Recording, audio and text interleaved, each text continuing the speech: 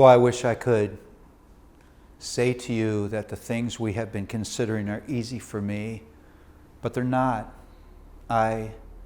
Even as I've been saying these things to you, I've been finding them so very convicting.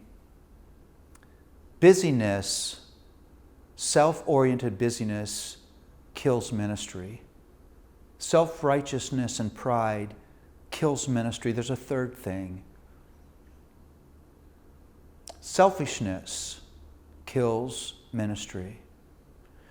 You see, every human being was created to live for something bigger than himself. Everyone. I've said this again and again. I'll say this right now. Perhaps the four most important words in the Bible are the first four words, in the beginning, God. Because if God is on site, if He was there first, if He created all that is, then life cannot be about me. It's about Him. It means this, that I'm born into a world where I will never be in the center. I'm born into a world where my personal story will never be the most significant story. I've been born into a world that by its very nature is a celebration of another. Everything, according to Romans 11:36, comes from Him. Everything exists through Him. Everything points to Him. Now, what selfishness is about selfishness is not about a philosophical, atheistic rejection of God. Selfishness is about, at street level, whatever I say my belief system is, I shrink my life down to my wants, my needs, my feelings. And so my life, my schedule, my expenditure of my strength, my gifts, my money, my time is spent on satisfying my wants, my needs, my feelings. The great Christian author Eugene Peterson says that the Holy Trinity, Holy Father, Holy Son, Holy Spirit, has been replaced by a false Trinity, holy wants, holy needs, and holy feelings. We've quit worshiping the Trinity, and we now bow our knees to this false Trinity. How convicting is that? 2 Corinthians 5:15 says Jesus came that those who live would no longer live for themselves. What sin does is it makes every sinner selfish. And my life gets driven by what I want, what I feel, and when I say I need. It's the meism of sin.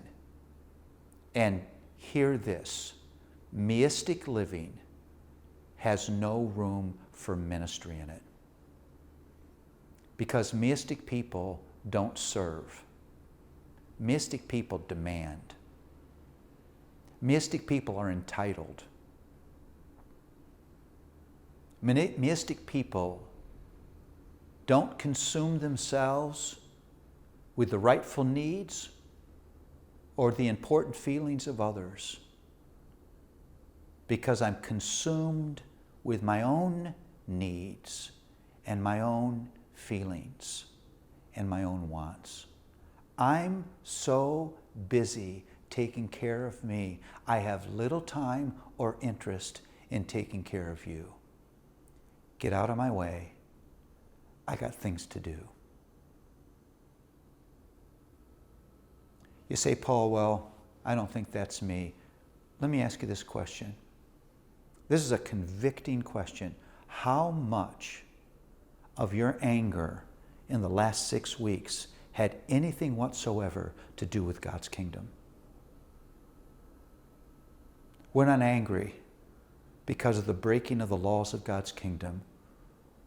We're angry because people get in the ways of the laws of our kingdom.